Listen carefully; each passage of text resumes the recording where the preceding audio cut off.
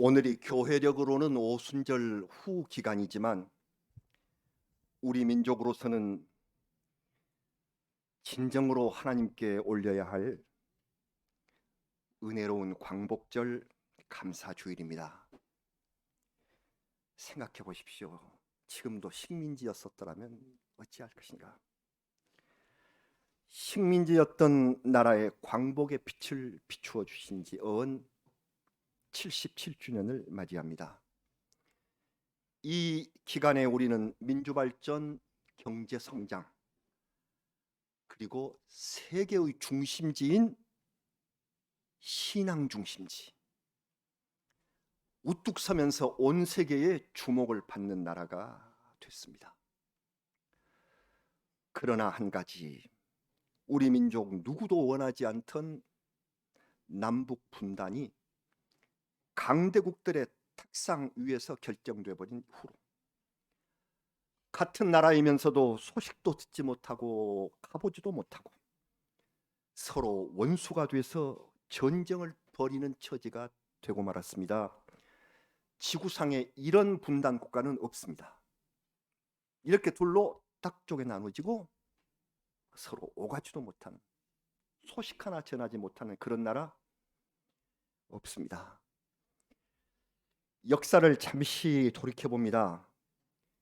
1945년 2월, 그러니까 제2차 세계대전을 일으킨 독일과 일본의 패전이 거의 확실시되던 그 2월에 미국, 영국, 소련 세 나라 대표가 모여서 회담을 엽니다. 잘 아시는 대로 장소는 얄타. 지금 전쟁 중인 우크라이나 남쪽 크림 반도에 있는 휴양 도시가 얄타입니다.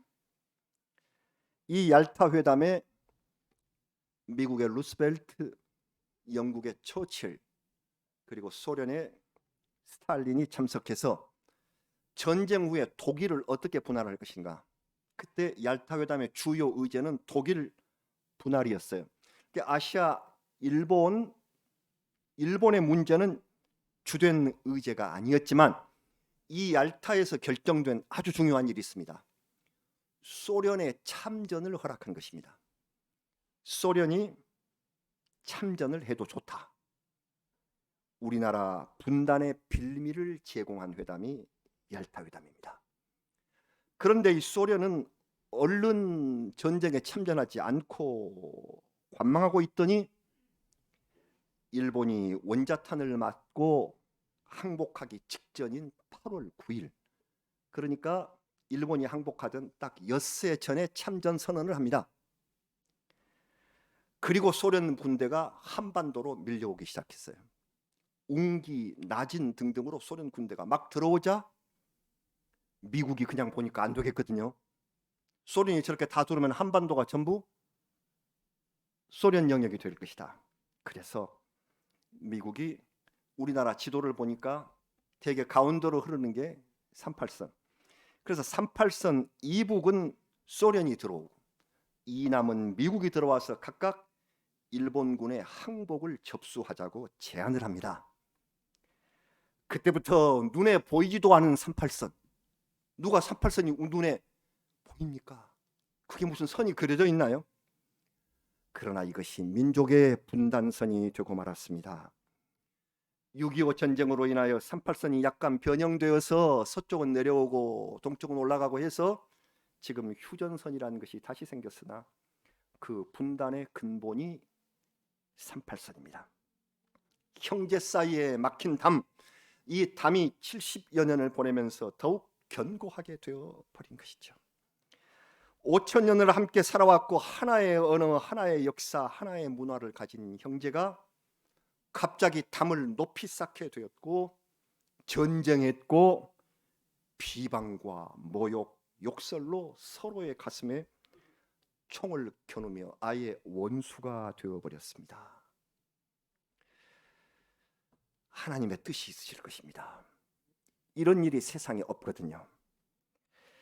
성경 말씀에서 한 부모의 아들 형제가 역사적으로 나누어져 버린 사례가 있습니다. 잘 아시는 대로 창세기에서 이삭이 쌍둥이 아들을 낳았는데 잘 아시는 대로 쌍둥이 형이 에서고 동생이 야곱입니다. 창세기 25장 23절에 하나님 말씀을 우리 같이 한번 읽어보십니다. 여호와께서 그에게 이르시되 두 국민이 내 태중에 있구나. 두 민족이 내 복중에서부터 나누이리라. 이 족속이 저 족속보다 강하겠고 큰 자가 어린 자를 섬기리라 하셨더라. 하하. 형제가 성격과 외모가 각기 달라요. 그래서 성장한 후에 서로 갈린 두 형제들은 그의 후손들이 각각 다른 나라를 세워서 이루게 됩니다. 형인 에서가 나가서 거주한 땅은 사해 남쪽, 성경에 자꾸 세일산이라고 나오는데요. 그 세일산을 중심으로 한 땅입니다. 거기는 바위산지입니다. 온통 땅들이 붉어요. 그래서 붉은 지역이라 해서 에서 후손들의 나라 이름을 에돔이라고 했습니다. 붉은 땅이란 뜻입니다. 에돔. 에돔 사람들은 조상 닮아서 싸움 잘하고 호전적인 특성을 가져서 형제인 이스라엘과 엄청 싸우고 괴롭혔어요. 그 땅은 농사를 지을 수가 없습니다. 그럼 뭘 먹고 사나? 구리가 생산이 돼요. 그래서 구리를 팔아서 경제활동을 하고 통행세를 받아서 챙긴 나라입니다. 무슨 통행세? 이게 동쪽으로는 아라비아이고 서쪽으로는 이집트, 애굽으로 가요. 거기 대상들, 무역상들이 늘 지나가는데 그 무역로가 산 아래로 뻗쳐 있어서 대상들에게 통행 요금을 받고 나라의 경제를 운영했습니다. 그러면서 바로 인근에 있는 이스라엘과 서로 원수로 살며 사사건건 충돌하는 역사를 이룬 것이 에돔과 이스라엘의 역사예요. 성도 여러분, 오늘의 성경 말씀은 오바댜입니다. 오바댜, 구약에서 가장 짧은 성경이며 선지자의 연대도 정확히 알려지지 않은 분입니다. 그러므로 얼른 넘겨버리기 쉬운 성경입니다. 하지만 오바댜 선지자는 짧고 굵게, 아주 굵게, 짧으나 굵게 에돔의 심판을 선언합니다. 형제 싸움은 하나님의 심판을 면치 못한다. 여러분, 형제가 지금도 싸움을 벌이고 있는 우리 한국의 교회와 성도들, 우리 그전에 무서운 경고로 다가오는 말씀이 오바댜입니다. 형제가 우애를 저버리고 그의 멸망을 기뻐하면 하나님의 심판을 피할 수 없다고 하십니다. 오늘 읽어보신 말씀 가운데 무서운 말씀 첫 절, 오바댜 1장 10절 다시 한번 봉독을 하시겠습니다. 내가 내 형제 야곱에게 행한 포악으로 말미암아 부끄러움을 당하고 영원히 멸절되리라. 형제간에 이렇게 싸우면 멸절된다. 형제와 싸운 경험이 있는 민족, 지금도 싸우고 있는 민족인 우리는 두려움으로 이 오바댜 말씀을 받지 않을 수가 없습니다. 이스라엘과 에돔이 많이 대립을 했는데 크게 대립한 일을 몇 가지 살펴드리겠습니다. 언제 처음으로 이렇게 싫어졌느냐면 이스라엘이 출애굽할 때, 출애굽한 백성들이 광야에서 무려 40년을 헤매지 않았습니까? 얼마나 힘들었을까요? 다시 정비한 일행이 요단강을 건너기 위하여 요단강 쪽으로 향하여 행진을 하다가 가데스라는 곳에 이르게 되었어요. 그랬더니 눈앞에 에돔 땅이 가로막고 있었습니다. 거기를 지나가야 돼요. 그래서 모세는 에돔 왕에게 사신을 보냅니다. 그래서 우리가 통행세를 내겠습니다. 지나가면서 혹시 물을 떠먹었다든지 데리고 다니는 짐승들이 물을 먹었다든지 그러면 그 값도 낼 것이니 큰 길로만 지나갈게요. 지나가게 해주세요 하고 요청을 했습니다. 어떻게 됐을까요? 민수기 말씀을 잠시 읽어보겠습니다. 민수기 20장 17절과 18절 말씀을 같이 봉독을 하시죠. 청하건대 우리에게 당신의 땅을 지나가게 하소서.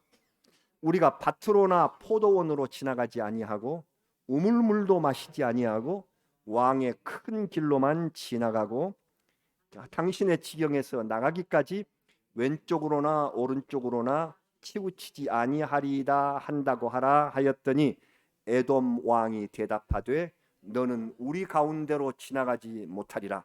내가 칼을 들고 나아가 너를 대적할까 하노라. 이렇게 됐습니다. 이스라엘 백성은 실망했습니다. 그러나 모세는 에돔은 우리 형제의 나라다. 싸움을 피하자. 에돔 땅을 우회했습니다. 팽 돌았는데 얼마나 멀리 돌고 마음도 상하고 했던지 그 우회하면서 원망하는 백성들이 많이 생겨나서 불뱀의 환란을 만났습니다. 기억하시죠? 광야에서의 불뱀이 불고 그래서 놋뱀을 만들어서 놋뱀을 쳐다보는 사람이 살리라 하는 그 어려웠던 일, 그게 에돔 때문에 발생했던 일이죠. 감정이 쌓이기 시작했습니다. 에돔이 형제 이스라엘이 해방되어서 오는 길을 위로하고 도와주었더라면 훗날 역사의 대립을 막을 수 있었을 텐데 아쉬움이 큽니다. 이스라엘 정착하고 난 다음에 크고 작은 싸움이 계속되다가 이스라엘의 세력이 제일 커졌던 때가 다윗 왕 때입니다. 그래서 다윗 왕 시대에 이스라엘이 에돔을 복속시키고 거기에 수비대를 두었다. 사무엘 하에 있습니다. 그렇게 됐습니다. 그래서 잠시 이스라엘에 눌려 살던 에돔은 시간이 흘러서 다윗이 사라지고 이후에 여호람 왕 때 그때 반란을 일으킵니다. 유다를 배반하고 반란을 일으켜서 에돔은 산악 바위 굴 속에 요새를 만들고 아무도 우리를 칠 수 없다. 그래서 아주 교만해졌습니다. 오늘 오바댜 말씀을 보십시오. 형제가 재앙을 당하는 날에, 즉 예루살렘이 멸망하는 날을 가리키는 것입니다. 이때 에돔은 이스라엘이 멸망할 때 그때에 방관했고 기뻐했고 조롱했고 오히려 가서 재물을 약탈했고 피난민을 막아서 못 오게 하고 원수들 바벨론 군대에게 오히려 넘겨주는 일을 자행했다 하고 오바댜가 기록하고 있습니다. 바벨론 군대가 예루살렘을 막 유린을 하니까 남쪽으로 탈출한 유다 백성이 에돔으로 도망을 가려고 했습니다. 에돔은 피난 대회를 막아버렸어요. 그리고 닥치는 대로 잡아서 바벨론 군대에게 넘겨주었습니다. 포로들을 압송해서 예루살렘에 들어간 에돔 병사들은 바벨론 군대와 뒤섞여져서 성지를 짓밟고 재물을 약탈하는 일을 거리낌 없이 저질렀습니다. 이제 형제의 나라는 완전히 등을 돌리게 된 것이에요. 물론 이전에 이스라엘이 에돔에게 한 나쁜 짓도 있습니다. 하지만 형제가 멸망하는 날에 이토록 포악한 행동을 하는 것은 하나님 앞에 용서받지 못할 일이었어요. 이후에 에돔은 바벨론을 도와서 형제 나라를 치는 데에 거들었지만 5년이 되지 못해서 바벨론 왕 느부갓네살의 침략을 받습니다. 그리고 깨져요. 국력이 엄청 쇠약해졌다가 이후에 나봇 사람들의 공격을 받고 에돔의 수도가 페트라인데 페트라가 무너져서 그 남은 백성들이 이스라엘의 저 남쪽이었던 브엘세바로 이주를 합니다. 망해버리니까. 그리고 BC 126년에는 에돔이 유다와 병합돼 버려요. 편입돼 버려요. 그때 다스리는 종주국이 로마였습니다. 그래서 로마의 지시 아래 유다와 에돔이 한데로 뒤섞여져 버려서 에돔 사람들을 신약 성경에서 이두메인이라고 부릅니다. 이두메인. 예수님께서 이 땅에 오실 때 그때 로마의 속국으로 분봉왕을 하고 있던 사람이 헤롯인데 이 헤롯이 이두메 사람이에요. 에돔의 후손이에요. 그런데 이 헤롯이 유대인의 왕이 나셨다 그러니까 얼마나 기겁했겠어요. 유대인의 왕이 지금 로마에 복속해가지고 지금 자기가 왕이 됐는데 유대인의 왕이 나셨다. 기겁한 나머지 어린아이들을 학살을 시킨 이유가 거기에 있습니다. 역사적 대립 때문에 이런 잔인한 일이 일어나게 되는 것입니다. 성경을 보면서 우리나라를 생각합니다. 우리나라의 남북 간의 담장이 다시 높아져 버렸습니다.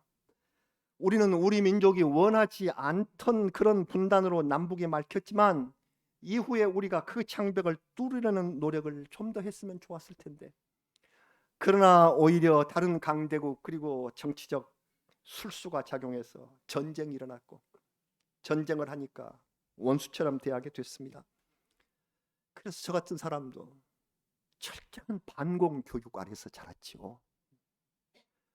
공포라는 생각은 전혀 들게 가르치지 않고, 북한 사람은 머리에 뿔 달린, 얼굴도 빨갛게 생겼고요. 그리고 머리에 뿔 달린 괴물, 이렇게 인식하고 살았습니다. 성도님들 안 그러셨나요? 저만 교육을 잘못 받았나? 북한은 빨갱이, 괴물 이렇게 인식을 했고, 그리고 북한은 남조선 인민은 미 제국주의의 노예이며 타도의 대상이라고 그렇게 가르쳤죠. 서로 민족의식이 사라져버렸어요. 그래서 서울 불바다, 할 말입니까 그것이? 핵전쟁, 핵으로 무너뜨리겠다. 무서운 위협을 아무렇지도 않게 내뱉습니다. 우리도 어떻게 말하고 있을지 몰라요. 우리가 보도를 안 돼서 그러지, 또 북한에서 우리가 한 말을 또 보도한다면 어떨지. 서로 우리는 에돔의 붉은 바위처럼 그렇게 살지 않았나. 다시 생각해보면 그들은 우리와 피를 나눈 형제들입니다. 이 지구상에서 유일하게 같은 말을 쓰고 있는 동포이며 아무 영문도 모른 채 남과 북으로 갈라져 버린 안타까운 역사적 피해자들이 우리들 그리고 북한 주민들입니다. 그 북한 주민들은 우리보다도 경제적으로 지극히 가난하고 또들린 삶을 사느라 지친 형제들이겠습니다. 언젠가 말씀을 드렸나요? 벌써 오래전인데 개성이 열렸을 때, 그때 대학 교수들과 함께 제가 개성에 갔다 온 일이 있어요. 아침 8시에 저 차로 들어가야 합니다. 그러니까 이제 개성 밑에서 이제 다 한밤씩 자고요. 그리고 아침 일찍이 개성으로 들어가서 오전에 개성 공단 시내 그리고 박연폭포를 다녀오고요. 지정된 식당에서 점심 식사를 합니다. 개성 직할시, 지금 이북에서는 이제 특급시라고 하죠. 특급시인데도 조용하기 그지없고 시민들하고 이 관광객하고 어떻게 차단이 잘 돼 있는지 아주 뭐 아무도 살지 않는 것 같아요. 아주 그냥 그렇게 철저히 차단이 되어 있습니다. 오후에는 선죽교, 만월대 등등의 유적지를 돌아보고 5시에 차에 딱 오르고 나가야 합니다. 시내 상점 하나도 안 보여요. 그러니까 물건을 사려면은 차에 타기 한 30여 분 전에 그 기념품 가게, 거기서 달러를 내고 사야 했었습니다. 그때 이제 제가 그 속한 그 단과대학이 인문대학인데, 인문대학에 한 교수님이 한 50명 가까이 돼요. 그래서 선물을 하나 하고 싶어서 개성 인삼은 비싸서 못 사겠고 경옥고를 샀으면 좋겠다 해서 그 기념품 가게에서 경옥고가 있길래 50개를 사겠다고 했어요. 점원이 깜짝 놀라더라고요. 그 조그만 경옥고인데 50개, 깜짝 놀라더니 책임자한테 물어보러 가야 한다고. 책임자 동물에 저기 있어요. 기다려요. 한 50개 사는데 없어서 가지러 간 줄 알았더니 팔아도 되느냐. 보니까 또 없는 모양이에요. 그러더니 한참 후에 와서 다시 기다리라고. 5시 돼버렸어요. 버스를 출발해야 되는데 50개를 못 팔더라고요. 책임자 묻고 어디 창고에 가야 하고, 그런 정도. 참으로 놀랐습니다. 그 정도 분량이 이토록 힘든 거리였을까 생각하면 지금도 딱한 마음을 지울 수 없고 되게 경제의 유통이 이런 정도로구나 하는 생각이 들었습니다. 전쟁 무기와 핵전쟁 준비를 위해서 백성의 삶을 희생하고 있는 북한 동포. 북한 백성에게 인도적 도움이나 지원을 외면한다면 우리는 이 시대에 살고 있는 에돔일 수 있다 하는 사실을 기억해야 할 것입니다. 오바댜 1장 15절 우리가 봉독한 말씀, 다음에 이런 말씀이 나옵니다. 같이 봉독하시겠습니다. 여호와께서 만국을 벌할 날이 가까웠나니 네가 행한 대로 너도 받을 것인즉 네가 행한 것이 네 머리로 돌아갈 것이라. 오바댜 말씀입니다. 무엇이라고요? 네가 형제에게 행한 것이 그대로 네 머리로 돌아간다. 우리 신앙인들의 관점에서 가장 마음 아픈 일은 북한 형제들이 예수 그리스도의 복음과 차단돼 버렸다는 점입니다. 이 땅 한반도가 복음을 받게 됐을 때 가장 먼저 성령의 은사를 받고 신앙 부흥 운동이 불타오른 것이 바로 평양입니다. 동방의 예루살렘이라는 별명을 갖고 있었던 땅입니다. 북한 지역의 신앙 운동이 한반도 복음화의 선도적 역할을 했습니다. 그러나 이 예루살렘이 공산당의 종교 말살 정책으로 인하여 완전히 무너지고 말았습니다. 지금 북한에는 정권을 유지하는 데 필요한 소수의 교회만 형식적으로 존재할 뿐입니다. 이렇게 오랜 세월 동안 정치, 경제의 차이는 물론이고 우리 정신문화 그리고 가장 중요한 신앙에 이르기까지 철저히 막혀버린 이것을 어떻게 풀어야 할까요? 정말 어렵습니다. 정치인들에게 맡길 수 없습니다. 북한에 대한 일부의 경제 원조나 교류만으로 형제 간의 관계를 회복할 수 없습니다. 군사적 충돌은 양쪽 다 파멸의 길을 불러올 뿐입니다. 남북의 해병무드 조성에 힘을 쓴 정권도 그 소임이 다 마치기 전에 다시 긴장관계로 접어들잖아요. 8월 22일 며칠 후부터 한미 연합훈련이 규모를 더 키워서 실시된다는 소식입니다. 우리 국민의 걱정이 큽니다. 정치와 군사적 방식으로는 평화를 불러올 수 없습니다. 여기 예수님께서 말씀하신 해결의 방법이 있습니다. 에베소 2장 14절 잘 아시는 말씀을 우리 함께 봉독해 봅니다. 봉독합니다. 그는 우리의 화평이신지라 둘로 하나를 만드사 원수된 것 곧 중간에 막힌 담을 자기 육체로 허시고. 아멘. 정치 군사적으로 풀 수 없는 것을 주님께서 푸시게. 우리는 이것을 믿고 이 일로 최선을 다해요. 그래서 교회가 풀어야 합니다.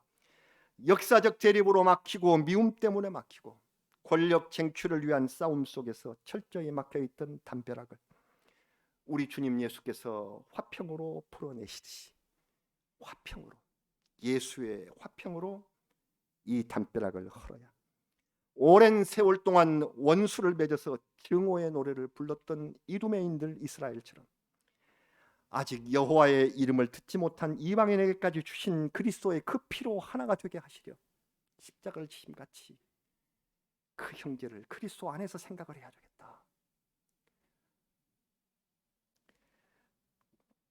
예수 그리스도께서는 막힌 담을 허시고 하나로 만드시는 분입니다. 화평이신 그리스도 앞에서 인간의 화목을 가로막는 장벽이란 존재할 수가 없습니다.